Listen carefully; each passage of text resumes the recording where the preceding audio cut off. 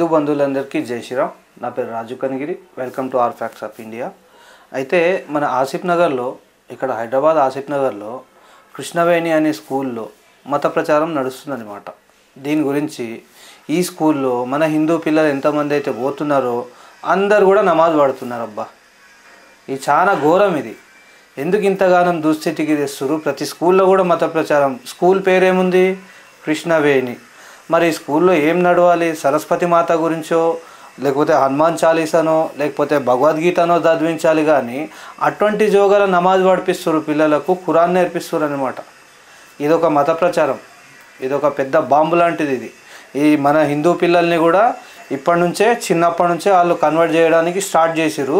మరి ఈ స్కూల్లో మన హిందువుల పిల్లలు ఎంతమంది అయితే ఉన్నారో అంతమంది కూడా ఆ స్కూల్లో నుంచి తీసేసి మనకు సరస్వతి శిశు మందిర్ అని చాలా ఉన్నాయి. కార్వాన్లో ఉంది, ఏరియాలో ఉన్నాయి. కావాలంటే మీరు ఆ సరస్వతి శిశు మందిర్ చూసి ఆ సరస్వతి శిశు మందిర్లో మన పిల్లలకు గనక వేస్తే చాలా మంచిగా చదువుకుంటారండి మీ పిల్లలు. ఏంటంటే సరస్వతి శిశు మందిర్లో ఇట్లా అడ్డగోలుగా ఉండవు. ఈ ఖురాన్ నేర్పించుడు, లేకపోతే ఆ క్రిస్టియన్స్ బైబుల్ గురించి నేర్పించుడో, లేకపోతే నమాజ్ పడిపించుడో, ఇవన్నీ ఉండవు అనమాట. అందులో ఏముంటుందంటే నేర్పిస్తే తల్లిదండ్రిని ఎట్లా మనం చూసుకోవాలి, తల్లిదండ్రి మనం ఎంత కష్టపడి పెంచింటారు, దాని తర్వాత మనం తల్లిదండ్రిని ఎట్లా చూసుకోవాలి, ఇవి ఉంటాయి. నెక్స్ట్ భగవద్గీత గురించి ఉంటుంది, ఓకేనా, రాముని గురించి ఉంటుంది, బజరంగబలి గురించి ఉంటుంది, ఇవన్నీ ఉంటాయి. అవి కాక ఏవేవైతే చదవాలో English medium, Telugu medium, Hindi medium ఇవన్నీ ఉంటాయన్నమాట. ఇవన్నీ నేర్పిస్తారన్నమాట. అంటే సనాతన ధర్మానికి సంబంధించినవి మొత్తము ఆ సరస్వతి శిశు మందిర్లో ఉంటాయి మనకు. అదొక్కటి తప్ప వేరే స్కూళ్ళల్లో ఎక్కడ పోయినా మీకు దొరకదు. ఎందుకు దొరకదు అంటే ఇప్పుడు చూస్తున్నారు కదా, కృష్ణవేణి స్కూల్ అని ఉంది. అది ఏం పేరుంది? కృష్ణవేణి. అంటే కృష్ణవేణి అంటే హిందువులదే కదా. మళ్ళీ అందులో ఏం నేర్పిస్తున్నారు? నమాజ్ నేర్పిస్తున్నారు. అంటే ఆ కృష్ణవేణి స్కూల్ ఓనర్ ముస్లిమా, లేకపోతే ఆ ముస్లింలకు భయపడి కనుక మీరు వచ్చి రోజు శుక్రవారం ఇక్కడ మా పిల్లలకు, హిందువులకు అందరికీ కూడా నమాజ్ నేర్పియమని వాళ్ళు అధికారం ఇచ్చిరా వీళ్ళకు? లేకపోతే వీళ్ళ చేత కావట్లేదా? అటువంటిప్పుడు ఎందుకు పెట్టుకోవాలండి? అటువంటి ఏరియాలో పెట్టుకుంటే కరెక్ట్గా చదివించాలి పిల్లల్ని. ఆ మతానికి ఈ మతానికి సంబంధం లేకుండా చదువు ఏదైతే ఉందో చదువు నేర్పించాలి. ఇది మన భారతదేశం కాబట్టి భారతదేశంలో ప్రతి స్కూల్లో ఇప్పటిదాకా భగవద్గీత అయితే పెట్టలేరు, ఒక హనుమాన్ చాలీసా పెట్టలేరు. కాబట్టి ఇప్పటి నుంచి హనుమాన్ చాలీసా నేర్పించాలి పిల్లలకు. ప్రతి పిల్లలకు స్కూల్కి వచ్చే ప్రతి పిల్లలు భగవద్గీత నేర్చుకోవాలి, హనుమాన్ చాలీసా నేర్చుకోవాలి. అట్లా ఈ గవర్నమెంట్ కూడా ప్రోత్సహించాలి వాళ్ళకు. లేకపోతే ఇంకెందుకండి? భారతదేశంలో ఏం లాభం అండి ఉండి చెప్పండి. ఇప్పుడు మన భారతదేశంలో ఉన్న కొన్ని ముస్లిం స్కూళ్ళు, కొన్ని క్రిస్టియన్ స్కూళ్ళల్లో వందే మాత్రం పాడరు, భారత్ మాతాకి జై అన్నారు. ఒక భారత్ మాత ఫోటో ఉండదు, ఒక సరస్వతి మాత ఫోటో ఉండదండి. అటువంటిది మన స్కూల్లో, మన హిందువుల స్కూల్లో, మన స్కూల్లో మనం పెట్టుకోవడానికి ఏం రోగం మీకు? స్కూల్ యజమానులంతా ఏం చేస్తున్నారు? ఏం బీక్తురు? ఏడ గుద్ద బోర్లు వేసిరు మీరంతా? కళ్ళు మూసుకొని ఉన్నారా ఇటువంటివన్నీ నడుస్తుంటే చూసుకుంటా? అంటే ఎవరు పాడైతే నాకేంది, ఒక్కొక్క పిల్లని వల్ల నాకు పైసలు వస్తున్నాయి చాలు, నెలకింత వాళ్ళు కడుతురు, వాళ్ళ అమ్మ నాన్న వాళ్ళు ఎంత కష్టపడి కడుతురో ఏం చేస్తారో తెలియదు. వాళ్ళు ఏమనుకుంటారు అంటే నా పిల్లలు పోయిరు చదవడానికి, మంచిగా చదువుకొని వస్తారు, మంచిగా ఒక పేరు తెచ్చుకుంటారు, చదివి రేపటి రోజు ఏదైనా ఉద్యోగాలు తెచ్చుకుంటారని చెప్పేసి ఈ పైసలు కట్టి మరీ చేస్తారండి. గవర్నమెంట్ స్కూల్లో లేరు. గవర్నమెంట్ స్కూల్లో వేస్తే చదువు మంచిగా ఉండదు అని చెప్పేసి ఇదొక రోగం అని అట్లా ఉండొద్దు. మన పిల్లలు మంచిగా చదువుకోవాలి, జాబ్లు చేసుకోవాలి, మంచిగా ఉండాలి, మంచి ర్యాంకు చదువుకోవాలి, అది ఇది అని చెప్పేసి అమ్మ నాన్న ఎంతో కష్టపడి పిల్లల్ని ప్రైవేట్ స్కూల్లో చేర్పిస్తారు. ఆ ప్రైవేట్ స్కూళ్ళల్లో చేర్పిస్తే ఇదేం రోగం? మళ్ళా ఈ మతం మార్పిడి ఏంది? ఇప్పటి నుంచే పిల్లలకు మతం మార్పిడి చేస్తే ఇప్పుడు వీళ్ళంతా పిల్లల మైండ్ని డైవర్ట్ చేస్తారు. ఎట్లా డైవర్ట్ చేస్తారు అంటే హిందూ సనాతన దేవుళ్ళ గురించి చెప్పకుండా ముస్లింల గురించి, ఆ ఖురాన్ గురించి, ఈ నమాజ్ చదివితే ఇది అవుతుంది, ఇది చదవకపోతే ఈ నరకానికి పోతారు, నమాజ్ చదవని రాళ్ళతో కొట్టి చంపాలి, విగ్రహారాధన చేసేటోని కూడా రాళ్ళతో కొట్టి చంపాలి అని చెప్పేసి వీళ్ళు నేర్పిస్తారు. ఇప్పుడు ఈ ముస్లింలు వాళ్ళ మదర్సాలో ఏమైతే నేర్పిస్తారో మన పిల్లలకు కూడా ఈ కృష్ణవేణి స్కూల్లో అదే నేర్పిస్తారు. వాళ్ళ మదర్సాలో ఏం నేర్పిస్తారో తెలుసా మీకు? హిందువులతోనే దోస్తాన్ చేయొద్దు, విగ్రహారాధన చేసేటంతో దోస్తాన్ చేయొద్దు, హిందువుల దగ్గర ఏం కొనొద్దు, ఏం తినొద్దు, వాళ్ళ పండుగలు మనకు నచ్చవు, మన అల్లాకు వాళ్ళ పండుగలు అంటే సెట్ కావు, కాబట్టి వాళ్ళ పండుగలకు మనం విషెస్ చెప్పొద్దు, వాళ్ళ పండుగలకు మనకు ఎటువంటి సంబంధం లేదు, వాళ్ళకు మనకు ఎటువంటి దోస్తాని ఉండొద్దు, వాళ్ళు కనిపిస్తే మనం రాళ్ళు తీసుకొని కొట్టాలి కాఫీర్లని. కాఫీర్లు అంటారు మనకు హిందువులకు కొంతమంది బొచ్చుగాళ్ళు.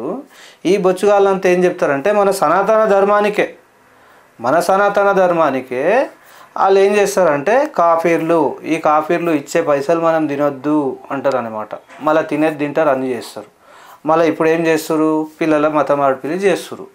ఈ కృష్ణవేణి స్కూల్లో ఎవరెవరైతే మన హిందువులు ఉన్నారో, హిందువుల పిల్లల్ని వేసిరో వాళ్ళందరూ ముందు తీసేసేయండి, దాని మీద కంప్లైంట్ చేయండి, ముందు అన్ని లోపలేపించేసేయండి. ఆ కృష్ణవేణి స్కూల్ ఓనర్ ఎవరైతే ఉన్నారో అని ముందు లోపలేపించేసేయండి, ఆ సీజ్ చేసేసేయండి దయచేసి. లేకపోతే ఈ స్కూల్ వల్ల ఎంతమందికి నష్టమో ఒకసారి అర్థం చేసుకోండి హిందూ బంధువులారా. దయచేసి ఈ వీడియో చూసిన వాళ్ళు అందరూ కూడా చాలా అంటే చాలా మందికి షేర్ చేయండి. ఇటువంటి విషయాలు అందరికీ తెలియాలని చెప్పేసి నా కోరిక. అది తెలిస్తే ఏమవుతారంటే మనోళ్ళు కూడా జాగ్రత్త పడతారని నేను అనుకుంటున్నా, అంతే, వేరే ఏం లేదు. కాబట్టి ఎవరెవరైతే ఇటువంటి స్కూళ్ళల్లో ఉన్నారో పిల్లలు, మన హిందువుల పిల్లలు అందరు తీసేసేయండి దయచేసి.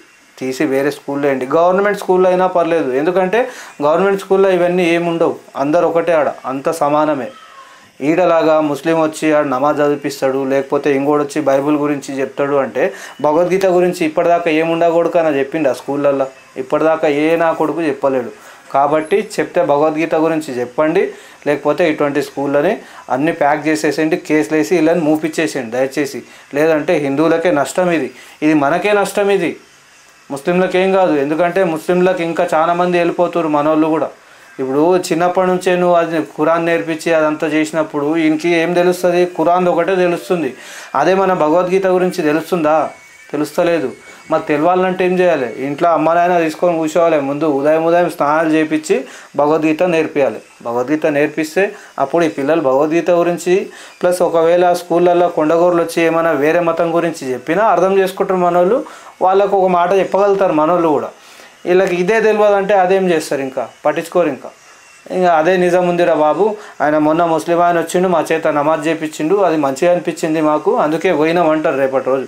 అందుకని నేనేమంటున్నా, ఫస్ట్ ప్రతి ఇంట్లో భగవద్గీత నేర్పియండి, సనాతన ధర్మం గురించి చూపియండి. ఫస్ట్ సనాతన ధర్మం అంటే ఏందో, అందులో ఏమేమి ఉంటాయి ఆ గ్రంథాలు చూపండి, గ్రంథాలు చదివించండి పిల్లలకు. చదివిస్తేనే రేపటి రోజు పిల్లలు మన హిందువుల పిల్లలు హిందువులలాగా ఉంటారు. లేకపోతే ఈ హిందువుల పిల్లలు హిందువులాగా లేకుండా ఇతర మతాల్లోకి వెళ్ళిపోతారు, కొండగోరలు అయిపోతారు మనోళ్ళు కూడా. అందుకని జాగ్రత్త తీసుకోండి.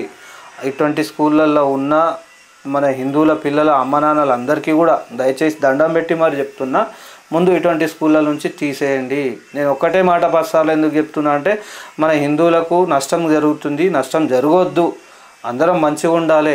ఈ నష్టం జరిగితే ముందరికి చాలా ప్రాబ్లం అవుతుంది, అందుకని చెప్పేసి చెప్తున్నా. దయచేసి ఇప్పటిదాకా 2014 దాకా కులాలుగా విభజించి పాలించిన నాయకులంతా ఇప్పుడు మళ్ళీ విభజించడానికి వచ్చిరనమాట.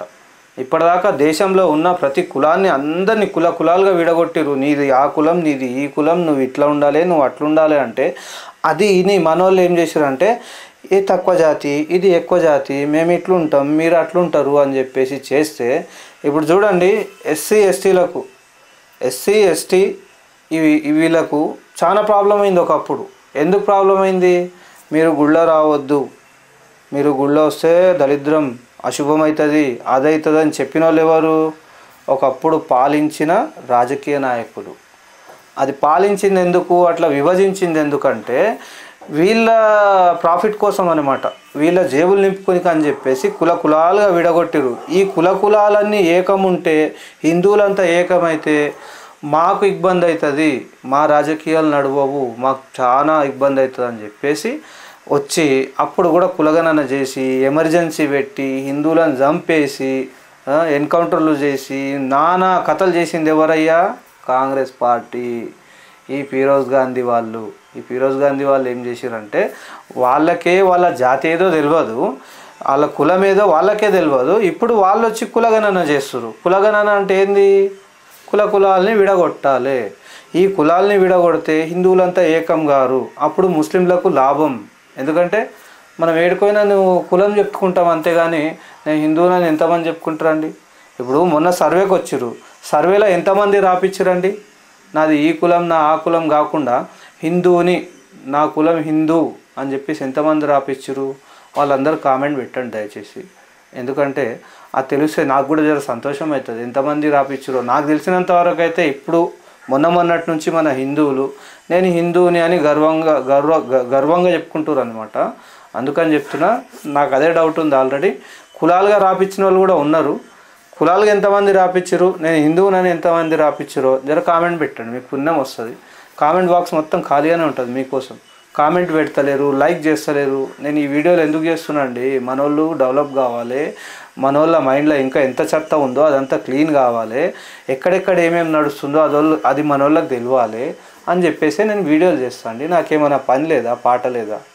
ఉంటుంది, నా పని నాకు బొచ్చడి ఉంటుందండి. అవన్నీ వదిలేసుకొని మనోళ్ళ కోసం నేను చేస్తున్నా కదా, మీరు కూడా అర్థం చేసుకోవాలి కదా. ఒక లైక్ కొట్టండి, కామెంట్స్ పెట్టండి, ఒక 10 మందికి షేర్ చేయండి. వీడియో చేస్తే వాళ్ళకు కూడా అర్థమవుతుంది ఎక్కడెక్కడ ఏమేమవుతుందో అనేది. నేను వీడియోలు చేస్తుంటా కదండి, అందుకనే షేర్ చేయమని చెప్తున్నా. నేను చెప్పే మాటలు మీకు అబద్ధం అనిపిస్తే సెర్చ్ చేసుకోవచ్చు ఏడన్నా. ఇప్పుడు నేను ఏమేమి చెప్తున్నానో అవన్నీ సెర్చ్ చేసుకోండి, మీకు దొరికిపోతాయి గూగుల్లో కూడా. ఇప్పుడు నేను ఆసిఫ్ నగర్ది ఒకటి చెప్పిన, ఆసిఫ్ నగర్లో మత మార్పిడి నడుస్తుందని చెప్పిన, అది రియల్. అది కావాలంటే మీకు ఇక్కడ వస్తుంటుంది, చూసుకోవచ్చు. ఓకేనా? ఇంకోటి, ఇప్పుడు మన హిందువులందరినీ మళ్ళీ ఏకం చేయడానికి, కుల మతాలన్నీ ఏం లేకుండా కులాలుగా విడిపోకుండా బటెంగేతో కటెంగే అని చెప్పేసి ఈ మన వాళ్ళందరినీ ఏకం చేయడానికి ఇక్కడ నుంచి రాజాసింగ్ గారు పోయిలు, అక్కడ నుంచేమో భాగేశ్వర్ ధామ్ బాబా ఒక ఆయన, భాగేశ్వర్ ధామ్ బాబా ఆయన, ప్లస్ ఇక్కడ నుంచి మన రాజాసింగ్ గారు, వీళ్ళిద్దరు కలిసి 185 కిలోమీటర్లేమో ఇప్పటిదాకా వాళ్ళ పాదయాత్ర, ఆ పాదయాత్ర చేసుకుంటా మన హిందువులకు తెలియజేస్తారు అనమాట. మనం బటెంగేతో కటెంగే అయిపోతాం, కట్ అయిపోతాం, అట్లా కావద్దండి. ఎవరు ఏ కులమైనా ఉండని అందరు ఏకం కావాలి.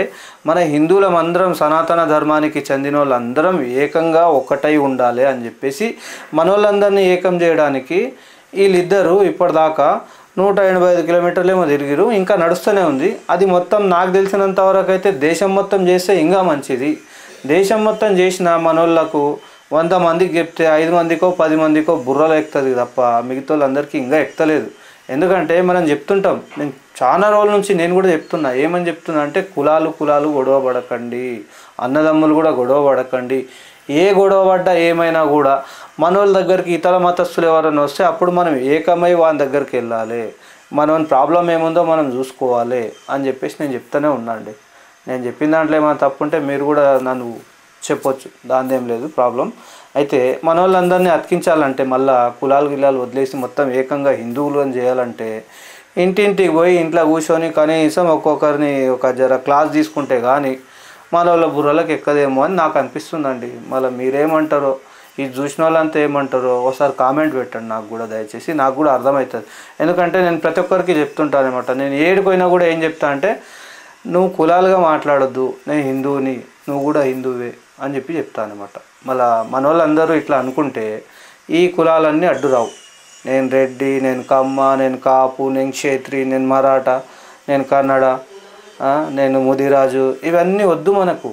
ఇవన్నీ పక్కకు పెట్టేసి హిందువులందరం ఏకమైదాం.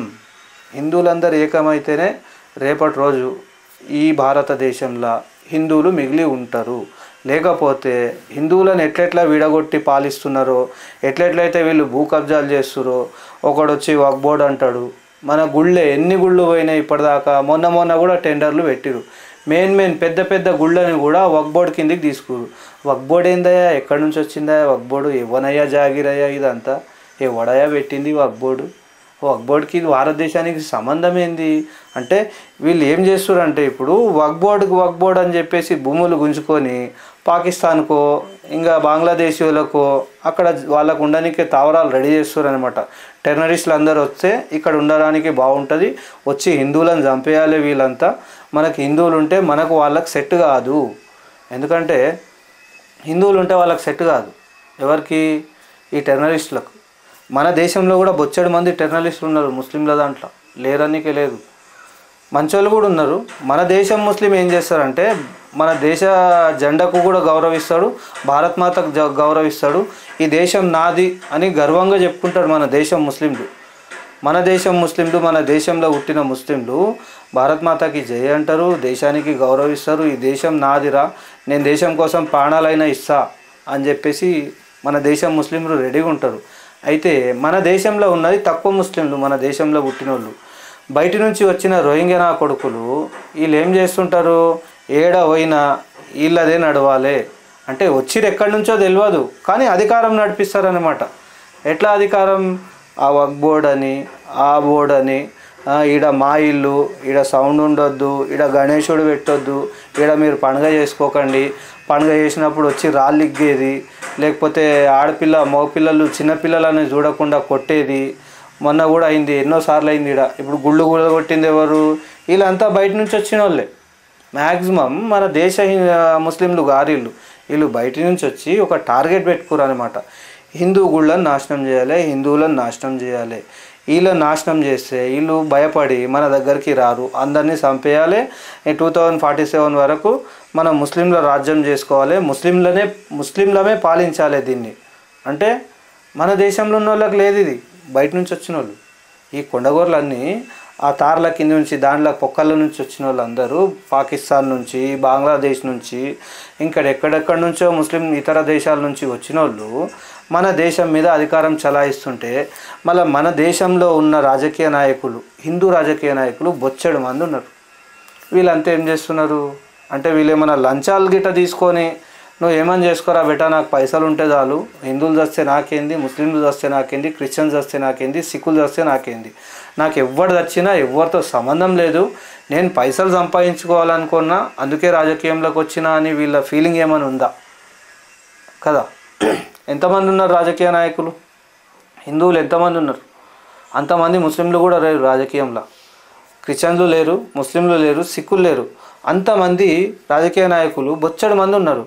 కానీ ఏం చేస్తున్నారు? లంచాలు తీసుకొని పాకిస్తాన్ వాడిని వదిలేస్తాడు, బంగ్లాదేశ్ వాడిని వదిలేస్తాడు, బాంబులు వేసేటోని వదిలేస్తాడు, జిహాద్ చేసేటోని వదిలేస్తాడు, అన్నీ వదిలేస్తాడు. ఇంకోటి ఏంది అంతెందుకు, నేను చిన్న విషయం చెప్తా. ఇప్పుడు మనము రోడ్డు పైన ఎప్పుడన్నా ఒకసారి హెల్మెట్ గాన పెట్టుకోకపోతే ఎంబడే మనకు పోలీసు పట్టుకుంటాడు. అదే ఒక టోపీ పెట్టుకున్నాడు మన ముందు నుంచే పోతుంటాడు, ఆయన చూసి కూడా వదిలేస్తాడు. మళ్ళీ ఇదేందండి అంటే పోలీసు కూడా భయపడుతురా వాళ్ళని చూస్తే? ఇంత భయపడేటప్పుడు ఈ బతికేం లాభం? ఇక ఏదైనా బయలుపడి రావాలి కదా, ఊరేసుకొని రావాలి. ఇటువంటి వాళ్ళంతా ఎందుకు బతుకున్నారు రోడ్ల మీద, ఎందుకు సావదింగుతురు హిందువులని? అంటే ఇట్లా కూడా హిందువులనే టార్గెట్ చేస్తురు. మీరు ఒకసారి మంచిగా ఆలోచించండి హిందువులారా. నేను చెప్పేది నా ఒక్కని కోసం కాదు, మన హిందువులు అందరి కోసం చెప్తున్నాను నేను. మన హిందువులనే టార్గెట్ చేసుకుంటా రోడ్డు మీద పోతే ట్రాఫిక్ వాడు కూడా హిందువుల్ని టార్గెట్ చేస్తాడు. గవర్నమెంట్ హాస్పిటల్ కొండి పోయినప్పుడు ఏదన్నా ఇద్దరు పిల్లలు ఇడిచిపెట్టి మూడో కడుపు కానీ వచ్చిందంటే అమ్మాయికు మనం పోయినప్పుడు ఏమంటారు అంటే, ఏమండి ఆపరేషన్ చేసుకోలేరా? ఇద్దరు పిల్లలు ఉన్నారు కదా, ఇద్దరే పిల్లలు ఉండాలి కదా, ఎందుకు ఆపరేషన్ చేసుకోలేరు అంటారు. అదే మన పక్కన ఇంకోటి ఉంటారు, అన్నీ మూసుకొని ఇట్లా వేసుకొని తినేటోళ్ళు, ఇట్లా వేసుకొని తింటారు అనమాట. వాళ్ళకు నలుగురు ఉంటారు ఎంబడి, ఇంకోటి లోపల కడుపులు ఉంటుంది, కానీ వాళ్ళు వీళ్ళ కళ్ళకు కనిపించరు. వాళ్ళకి చెప్పాలంటే ఇలా కూర్చోబడుతుంది, ఎందుకంటే వాళ్ళకి చెప్పలేరు. వీళ్ళు చెప్తే వీళ్ళని మొత్తం వలగొట్టేస్తారు, హాస్పిటల్ వలగొడతారు, వీళ్ళని కోసి కుప్పలేసేస్తారు అనమాట. అందుకని చెప్పేసి మన హిందువులు కూడా అన్నీ చూస్తున్నాం కదా, ఎన్నో చూస్తున్నాం. మన దేశంలో హిందువుల పైన ఏమేమవుతున్నాయి, ఎంత అత్యాచారాలు అవుతున్నాయి, ఇన్ని చూసి కూడా ఇంకా కూడా కళ్ళు మూసుకొని కూస్తే ఇంకా మీ అంత దరిద్రులు ఇంకెవ్వలేరు. సెక్యులర్ హిందువులకు చెప్తున్నాను, హిందువులకు కాదు సెక్యులర్ నా కొడుకులకు, సెక్యులర్ హిందువులకు చెప్తున్నా, ఇంత దరిద్రము ఇంకేడ ఉండదు. ఎందుకంటే రేపటి రోజు మీ ఇంటికి వచ్చి మిమ్మల్ని అన్నీ కోసేసి మీ ఇల్లు కబ్జా చేసుకుంటారు. మీరు ఇట్లాగానే ఉంటే, మీరు ఇట్లే కనుక ఇంకా ఎప్పటికీ కూడా కళ్ళు తెరవకుండా నిద్రలనే ఉంటే మీ ఇండ్లలోకి వచ్చి మిమ్మల్ని కోసేసి బయట పడేసి ఆ ఇల్లు కబ్జా చేసుకొని ఆరామ్సే ఉంటారు. ఎందుకంటే వాళ్ళు ఒక పెద్ద మనిషి చెప్పిండు వాళ్ళ దాంట్లో, ఇప్పుడు మేము సంపాదించామండి, మాకు పిల్లలు ఎక్కువ కావాలి, పిల్లలు ఎక్కువ కావడానికి సంపాదించడానికి ఏముంది, దానికి దీనికి ఏం లింక్ లేదు అంటాడు. అంటే ఎందుకు అని ఒక ఆయన ప్రశ్న వేస్తే వాడు ఏమంటాడంటే, అవును సంపాదించేటోళ్ళు మనోళ్ళే, ఏం చేస్తాం సంపాదించని, ఎంత సంపాదిస్తారు, లాస్ట్కు మేమే కదా తీసుకునేది. ఇప్పుడు వాళ్ళ ఇంట్లో ఇద్దరు పిల్లలు ఉన్నారు, మా ఇంట్లో 6 మందో 8 మందో ఉన్నారు. ఈ 8 మంది పిల్లలు ఆ 2 పిల్లల్ని కొట్టి చంపలేరా? మేము ఉన్నాం, మా 8 మంది పిల్లలు పోతే చాలు ఆ నలుగురిని కొట్టి చంపేస్తాం. మేము ఆ ఇల్లు కబ్జా చేసుకొని ఇంట్లో ఉంటాం, వాళ్ళు సంపాదించిన సొమ్ములు కానీ పైసలు కానీ మేము అనుభవిస్తాం అని ఇది చెప్పింది ఉందన్నమాట. ఎందుకంటే పేర్లు చెప్తే గలీజ్గా ఉంటా అని చెప్పేసి నేను ఎవరి పేరు ఏం చెప్తలేను, ఇది వాస్తవం ఇది. అందుకని చెప్పేసి హిందువులు ఎంత సంపాదించినా, ఇప్పుడు బొచ్చెడు మంది చచ్చిపోయారు కరోనాలో, కోటీశ్వర్లు కూడా చచ్చిపోయారు, రూపాయి కూడా తీసుకోపోలేరు. ఏం తీసుకోలేరు? ఆడెప్పుడు చచ్చింది తెలియదు, కుక్కను పడేసినట్లు పడేసి వచ్చి రేడంటే అనే ఇండ్లకు కూడా ఇవ్వలేరు. అప్పుడు మేము కాష్టం మేము చేసుకుంటామండి, మేము కాల్చుకుంటాం, లేకపోతే మేము పూడ్చి పెడతామో ఏదో చెప్తే ఏ హాస్పిటల్లో కూడా మ్యాక్సిమం చనిపోయిన డెడ్ బాడీలని ఇండ్లకి ఇవ్వలేదు. వాళ్ళే ఏదో దాంట్లో ఏదో పెట్టిలా పెట్టేసి కాల్చేసారు, కుక్కల్ని కాల్చినట్లు అయిపోయింది కదా. మళ్ళీ ఆడేం తీసుకోపోయిండు? ఇన్ని కోట్లు సంపాదించిండు కదా, ఎన్నో కోట్లు సంపాదించిండు. వాళ్ళ మన్మల్లో ఇంకా మన్మల్లో కూర్చొని తిన్నా కూడా కరగనంత ఆస్తి సంపాదించిన వాడు చచ్చిపోయినా కూడా రూపాయి తీసుకోపోలేడు. అటువంటి అప్పుడు నువ్వు సంపాదించి ఏం బిక్తావు నాయనా? ఎంత సంపాదించినా ఏడికి తీసుకుపోతావు? నీ పిల్లల కోసం ఎంత కావాలనో అంత సంపాదించుకో, ధర్మం కోసం కూడా టైం ఇయ్యరా. నాకు టైం లేదు, నేను గోసేవకోను, నేను ఆడ లవ్ జిహాద్ అవుతుంది, మనకేం సంబంధం, ఆ అమ్మాయి చచ్చిపోతే చచ్చిపోని అని నువ్వు అనుకుంటే రేపటి రోజు నీ ఇంట్లో అయితే కూడా నీ పక్కింటోడు అదే అనుకుంటాడు. ఆడేవాడి ఇంటికి వచ్చేటోడా, ఆడేమన్నా మన హిందువుల ధర్మాన్ని గురించి ఏమైనా పని చేసినోడా, ఏడన్నా ఏమైనా అయితే వచ్చినోడా, పోతే ఓన్లే మనకెందుకు అనుకుంటారు, పీడ పోయింది అనుకుంటారు. అందుకని చెప్పేసి నువ్వు ఒక్కనివి చేస్తే నీ చుట్టుపక్కల వాళ్ళు కూడా అదే పని చేస్తారు. అందుకని మన హిందువుల ఇండ్లలో ఏమైనా అయినా, మన హిందువులకు ఏమైనా ప్రాబ్లం అయినా అందరు పోవాలి, అందరు మనం చూసుకోవాలి, మన హిందువుల్ని మనం కాపాడుకోవాలి. ఇదొక జాతి ఎటువంటిదంటే, ఇదొక జిహాదిగాళ్ళు ఎటువంటి వాళ్ళు అంటే చాలా డేంజర్గా వీళ్ళు ఏడ ఉంటే ఆడ మానవులు బతికి ఉండలేరు. ఆడొక మానవుడే కానీ మృగంలాగా ఉంటాడు. ఎందుకు మృగంలాగా ఉంటాడంటే బంగ్లాదేశ్లో మొత్తం వర్షాలు అవి వచ్చి కొట్టుకోపోయినప్పుడు అన్నం పెట్టిన ఇస్కాన్ టెంపుల్నే ఈరోజు ఏం గతి చేస్తున్నారు. అందులో ఉన్న మన ఆ ఇస్కాన్ టెంపుల్ పెద్ద ఆయనని తీసుకుపోయి అరెస్ట్ చేసిరు. ఆయన ఏం తప్పు చేసిండని అరెస్ట్ చేసిరు కదా? అరెస్ట్ చేయొద్దు కదా. మరి వీళ్ళకు అడుకో తింటే కూడా ఎవడు ఏం కాలంలో ఇస్కాన్ టెంపుల్ నుంచి ప్రతి ఒక్కరికి అన్నం పెట్టిరబ్బా. అంతా పెట్టినోనికి కూడా వీళ్ళు ఇంట్లో చిత్రహింసలు పెట్టి చంపేస్తున్నారు ఆడ ఉన్న హిందువుల్ని బంగ్లాదేశ్లో. అది మన దేశంలో కూడా నడుస్తుంది అది. కాబట్టి మనం చెప్పులు ఏడవాళ్ళనో ఆడ ఏడుస్తేనే మనం కరెక్ట్గా ఉంటాం. లేదు వాడు నా అన్న తమ్ముడు అని చెప్పేసి మీరు అందరు పోయి సెక్యులర్ నా కొడుకులు అంతా పోయి వాళ్ళ ఇళ్ళలో జూరుతారా? మీ ఇళ్ళలో జూరి ఆడేం చేస్తాడో మనకు తెలియదు. అయితేనే ఉన్నాయి ఆల్రెడీ మన దేశంలో కూడా బొచ్చాడైనాయి ఇట్లా. ఢిల్లీలో పోతే ఎంతమంది తెలుసా? రోహింగ్యా నా కొడుకులు 3000 మంది వచ్చి గుడిసెలు వేసుకొని ఉన్నారు ఢిల్లీలో. అంటే వీళ్ళకి అందరికీ షెల్టర్లు ఇచ్చింది ఎవరు? వీళ్ళకి ఆధార్ కార్డు చేయించింది ఎవరు? మళ్ళీ వాళ్ళకు రేషన్ కార్డు చేయించింది ఎవరు? ఇవన్నీ ఎవరు చేస్తారు? వీళ్ళకి ఎవరు సపోర్ట్ ఇస్తారు మన దేశంలో చెప్పండి? ఇతర దేశం నుంచి వచ్చిన ముస్లింలకు ఈడ ఉన్న కొంతమంది ముస్లింలు సపోర్ట్ చేస్తారు అనమాట. సపోర్ట్ చేసి వాళ్ళకి ఆధార్ కార్డులు చేపిస్తారు, పాన్ కార్డు చేపిస్తారు, బ్యాంక్ అకౌంట్ చేపిస్తారు, రేషన్ కార్డులు చేపిస్తారు. వాళ్ళకి ఏడన్నా ఉండడానికే కొన్ని గుడిసెలు వేపించి ఇంకా అది కబ్జా చేసుకొని నువ్వు ఆడనే ఇల్లు కట్టుకో, నేను చూసుకుంటా, నేను ఒక రాజకీయ నాయకుడిని కాబట్టి, నేను పవర్లో ఉన్నా కాబట్టి నాది నడుస్తుంది, నన్ను ఎవడు ఎదిరించలేడు.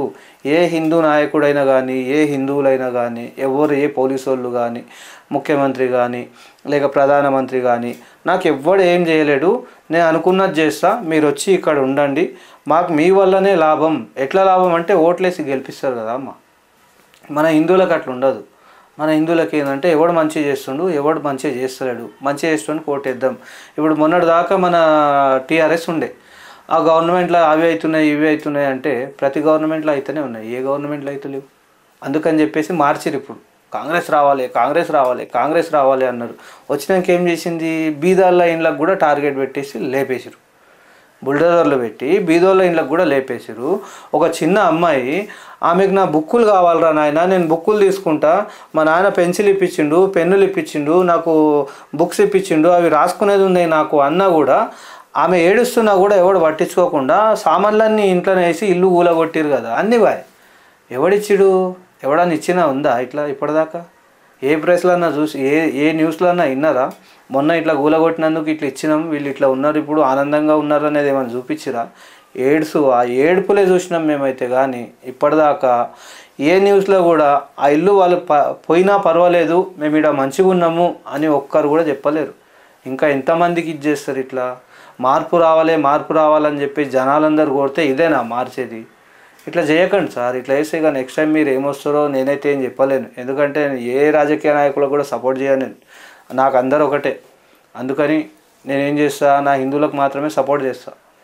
నా హిందువులు నా గురించి ఏం చెప్పినా పర్లేదు, ఏం చేసినా పర్లేదు, కానీ రాజకీయ నాయకులకు మాత్రం సపోర్ట్ చేయను నేను. అందుకని చెప్తున్నా. ఇప్పుడు కూడా నేను ఇంతకుముందు కూడా ఒకటి ఏం చెప్పినా అంటే, ఆ ధీరేంద్ర శాస్త్రి, బాగేశ్వర్ బాబా ధీరేంద్ర శాస్త్రి, మన రాజాసింగ్ గారు అంటే వీళ్ళు పార్టీలో ఉన్నారు అని చెప్తలే నేను. నా హిందువులకు సపోర్ట్ చేస్తారు చూసిరా, అదొక్కటే చెప్తాను నేను. నా హిందువులకు ఏకం చేయనీకి అని చెప్పేసి ఎంతో కష్టపడుతున్నారు వాళ్ళు. రాత్రి పగులు పాదయాత్ర చేసి నా హిందువుల్ని ఏకం చేయడానికి చూస్తారు. కాబట్టి మన బాధ్యత కూడా ఉంది. వాళ్ళు చెప్పుడని కాదు, వాళ్ళు చెప్తేనే మనం ఏకం అవ్వాలని కాదు, మనం కూడా మన మైండ్తో మనం ఆలోచించి అందరం ఏకం అవ్వాలి. అందరం ఏకమైతేనే మంచిగా ఉంటుంది. బటేంగేతో కటేంగే అంటే అర్థం చేసుకోండి అందరు కూడా. నేను ఇంతకన్నా ఇంకేం ఎక్కువ చెప్పలేను. హిందూ బంధువులారా దయచేసి అందరు అర్థం చేసుకోండి. ఎవరైనా కానీ హిందువులతోన తప్ప ఇతర మతస్థులతోన చెప్పులు కూడా కొనకండి దయచేసి. నేను ప్రతి వీడియోలో చెప్తుంటా ఇది. మీరు ఎంతమంది అర్థం చేసుకుంటారా, ఎంతమంది అర్థం చేసుకోరా నాకు తెలియదు. ఎందుకంటే బయట పోయినా, ఇప్పుడు మీరు బిర్యానీ తినికి పోయినా కూడా 2 కుండలు ఉంటాయి. ఒక కుండ హిందువులకు అడ్డం వచ్చిన పాయిజన్ అది ఇది కలిపి పెట్టింటారు ముస్లింలు, ఇంకో కుండ వాళ్ళ ముస్లింలకు అది ఒరిజినల్ మంచిగా నీట్గా చేసి వాళ్ళకి పెడతారు. అన్నీ అడ్డం వచ్చిన అన్నీ తీసి మనకిస్తారు. అందులో పాయిజన్ గీజన్ అన్నీ కలిపి పెట్టింటారు. కాబట్టి ఒకవేళ మనం పోయి ఆడ అడిగినా కూడా నో ఎంట్రీ ఉంటుంది. ఆడ లోపలికి కిచెన్లోకి ఎవరికి ఎంట్రీ ఇయ్యరనమాట. ఒకవేళ ఎంత ఆఫీసర్లు కూడా పోయినా వాళ్ళు ఏం చెప్తారంటే, లేదు సార్ తొందర అయిపోతా అని చెప్పేసి 2 బిర్యానీ కుండలు చేస్తాం మేము అని చెప్తారు. పెద్ద ఆండలు ఉంటాయి కదా, 2 చేస్తామని చెప్తారనమాట. అట్లా చెప్పి తప్పించుకుంటారు వాళ్ళు. కాకపోతే మన కొండగోరులకు వాళ్ళు చేసే బిర్యానీ మంచిగా ఉంటుందని లొట్టలు వేసుకొని మరీ తింటారు. తిన్నాక రోగాలు వస్తాయి. అది ఎవడు భరిస్తాడు? మీరే కదా నష్టపోయేది. అందుకని మన హిందువులు నష్టపోరాదని చెప్పి చెప్తున్నా. ముస్లిం హోటళ్ళల్లో కానీ, వాటర్ కానీ, కూరగాయలు కానీ, పండ్లు కానీ ఎటువంటి వస్తువులు వాళ్ళ దగ్గర కొనకండి. వాళ్ళు ప్రతి దాంట్లో ఉమ్మిచ్చి, ఉచ్చబోసి, లేకపోతే ఏదో పాయిజన్ వేసి, లేకపోతే కలర్స్ వేసి, ఆ కలర్స్ వేసిన తిండి తింటే కిడ్నీలు ఫెయిల్ అయిపోతాయి, లేకపోతే లివర్ ఫెయిల్ అయిపోతుంది, హార్ట్ ప్రాబ్లం వస్తుంది, లోపల నానా రకాలవుతాయి. అందుకని చెప్తున్నా హిందూ బంధువులారా ఎవ్వరు కూడా వాళ్ళ దగ్గర కొనకండి. కొనేది మానేయండి దయచేసి. హిందువుల దగ్గర కొనండి. జై శ్రీరామ్.